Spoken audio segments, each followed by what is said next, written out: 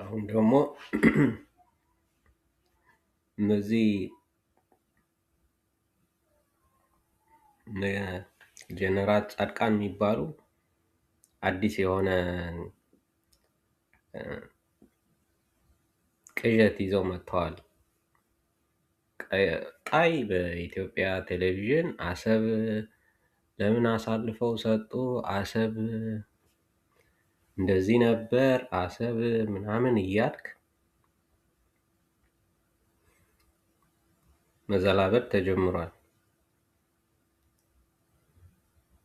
እና አያዋጣም ቢባልም የሚሰሙ ሰዎች አይደሉም። አሰብ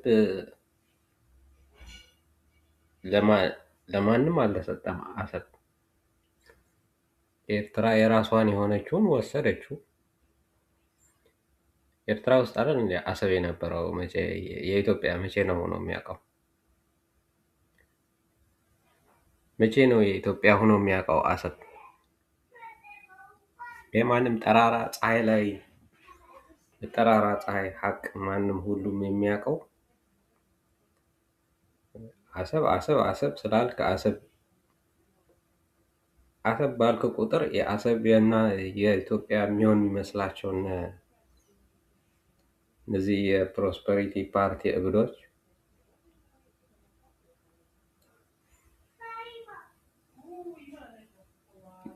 ምንም ቢሉ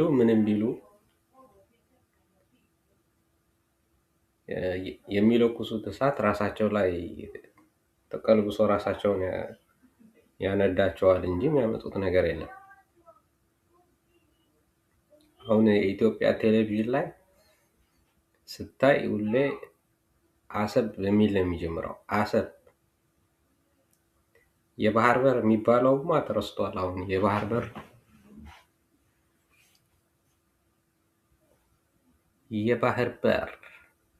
ነበረ። አሁን ብዙ መግቢያ እንትን የነበረው አርስት የነበረው ይህ የሚያሳየ ኢትዮጵያ የምትባለው ሀገር እየፈረሰች ድምጥማጧ እየጠፋ በራሷ በሚመሯት እብዶች እንጂ አሁን አሰብ ተመልሶ ሊመጣ ማለት ኤርትራ ተመልሶ ሊመጣ ማለት ነው። ኪፕ ድሪሚንግ።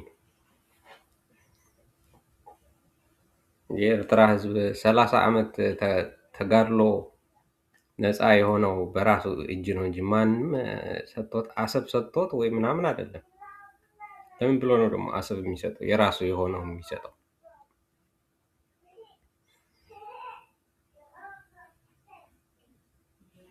የኛ ነው ማለት እኮ ኤርትራ የኛ ነች እንደማለት ነው። ምንም ልዩነት የለውም።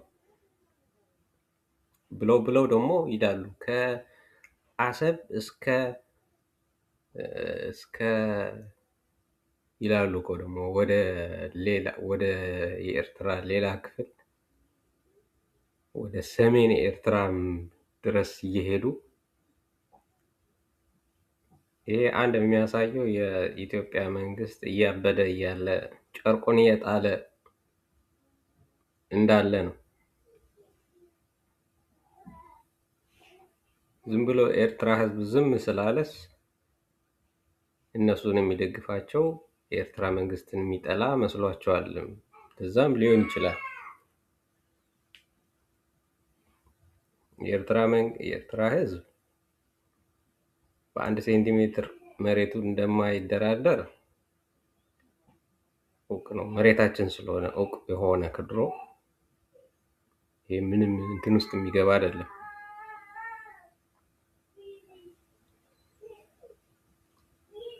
እና ይሄ ያበደ መንግስት 4 ኪሎ ውስጥ ያለው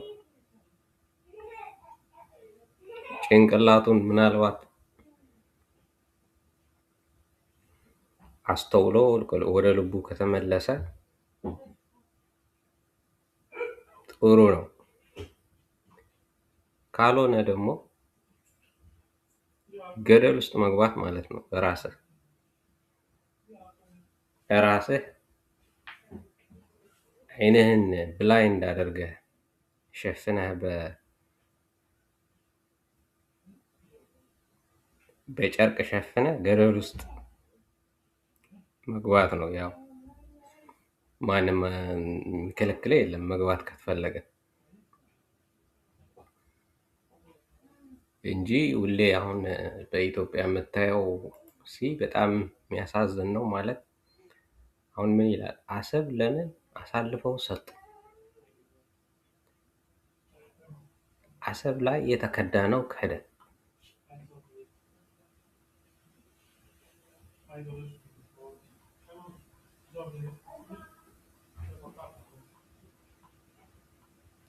ይሄ እንደዚህ እየተደረገ የሚታበደው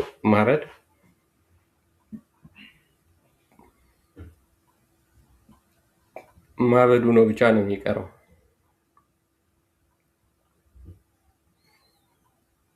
አሰብ ብትከደብ አትከዳ ኤርትራ ነፃ ሆነች ሁሉን ይዛ እኮ ነው ነፃ የምትሆነው እንጂ አሰብን ሰጥታ ለምንድን ብለው የምትሰጠው? ለምን ብላ ነው የምትሰጠው? ለምን ኦጋዴንን አትሰጡም ነበረ ለሶማሊያ?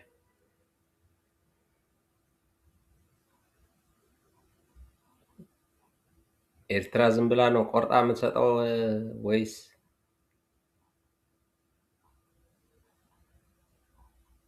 ኤርትራን እንመልሳለን ነው? አንደኛው ማለት ኤርትራ እንመልሳለን ማለት ነው። እንደዛ ነው። እዛ ደግሞ ደህና ማንን ይመልሳል እናየዋለን። ግን እንደዚህ ያሉ ማበድ የትም አያደርስም።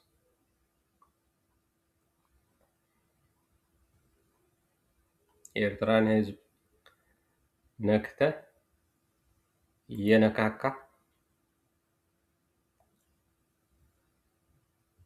እንደዚህ ያደረግ ደህና የምንፈልገውን አገኛለሁ ምትል ከሆነ ካለፉት መንግስቶች ያለመማር ይባላል።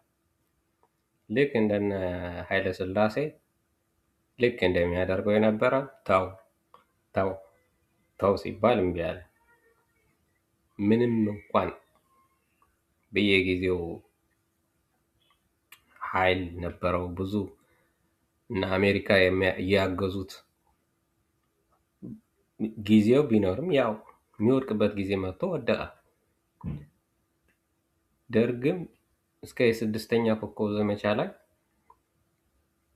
ያለ የሌለ ኃይሉን አዘጋጅቶ እኔን እንደኔ የለም እኔን ኤርትራ ስንት ያልተባለ ነገር የለም። ኤርትራ ወይ ሞት እናት ሀገር ወይ ሞት ብሎ ብዙ ነገር አልፎ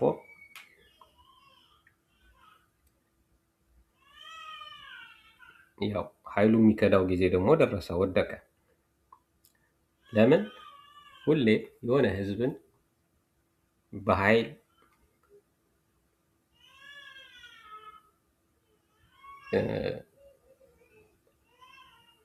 አድርጌ እገዛለሁ ማለት መጨረሻው ውድቀት ነው። ወይ ደግሞ ልክ አሁን እንደምትሉት ኢትዮጵያ የሚለው ማለት ነው። ይሄ አሰብ የኛ ምናምን ምንም የሚያጠራጥር ወይ የሚያከራክር ነገርም የለው። ዊልሲ እናየዋለን። አሰብ እንደዚህ ብለህ ታገኛለህ ይታያል። ግን ሁሌ እንደዚህ የምትለው 100 ምናምን ሚሊዮን ነን። አሁን ትልቅ ሰራዊት አለን። እኛ አሁን ብዙ ኢኮኖሚ አለን።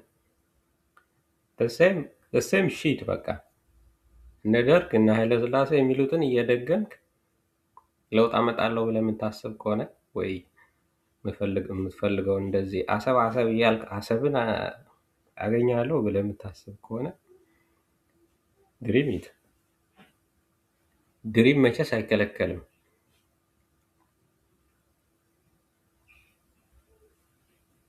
ያው አሉ ማለም ትችላላችሁ። አሰብን ግን እንዴት ነው የምታገኟት? እናያለን።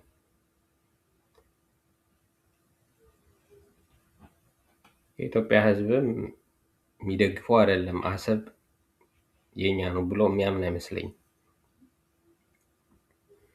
የአሰብ ወደብ ኢትዮጵያ ትጠቀም ነበር፣ ብትጠቀም ጥሩ ነው። ከዛ በላይ ያለፈ ግን ምን ያመጣል እናያለን። እንደዚህ እያልክ ግን አሰብ እያልክ እያሾርክ ሾረህ የት ትደርሳታለህ? እናያለን። እነዚህ እነ ጻድቃን ገብረትንሳኤ መሞት እምቢ ያላቸው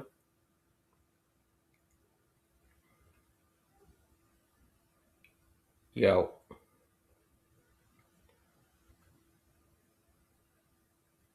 በሞታቸው በሽማግሌነታቸውና በመጨረሻ እድሜያቸው ኃጢአት ሰርተው ሊሄዱ ከፈለጉ ለእነሱ የሚመለከት ነው።